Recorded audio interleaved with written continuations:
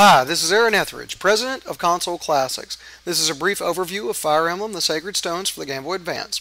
Although the game's storyline is totally separate from the first Fire Emblem game for the GBA, it is certainly a sequel as far as the game mechanics are concerned. Like its predecessor, the Sacred Stones is a very in-depth, turn-based strategy game with numerous RPG elements. It boasts an even wider range of units and equipment than the original does, along with a number of new features.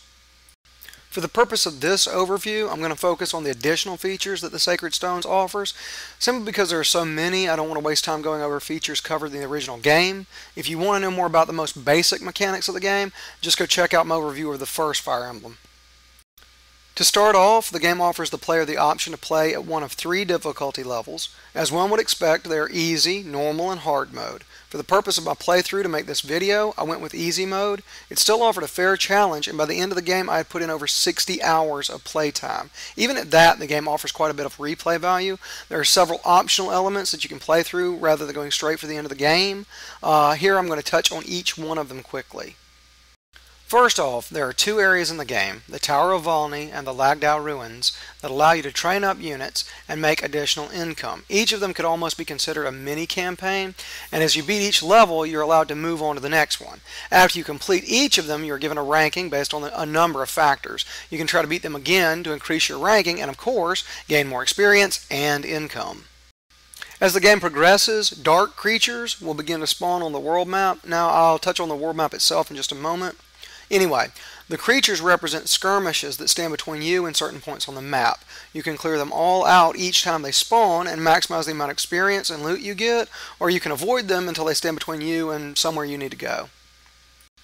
At one point in the game, you're actually going to have to choose to follow one of the 2 main characters, and whichever path you choose, you're going to end up back together after about 5 storyline battles. This means that you only see 5 out of the 10 storyline fights involved in that section of the game. If you want to see what happened in the other 5, you have to play through the game again and choose the other path.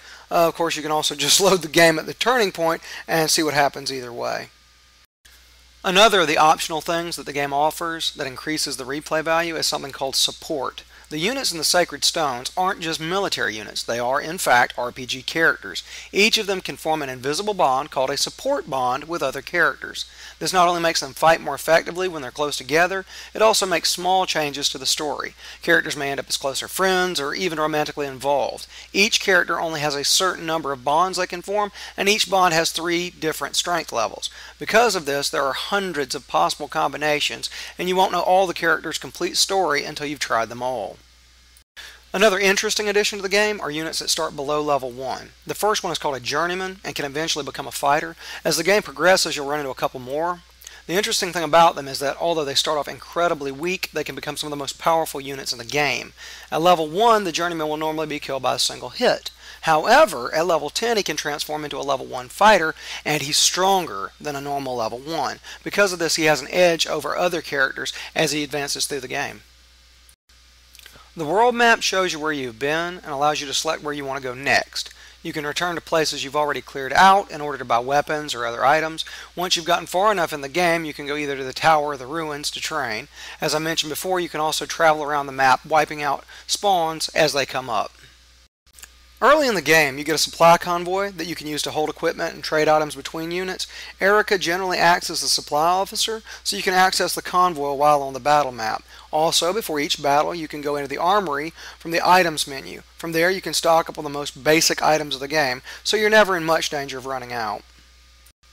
There's also an arena feature where you can fight to the death for experience and money.